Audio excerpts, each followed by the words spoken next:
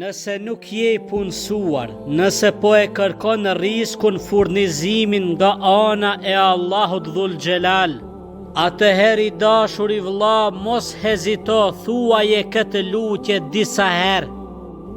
Allahumma inni es'aluka min fadlika wa rahmatik, fa innahu la yamlikuha illa ant. O Allah i gjithë mëshirshëm, me të vërtetë të kërkoj të mirat e tua, furnizimin dhe mëshirën tënde, sepse riskun furnizimin tënde nuk e ka askush përveç teje.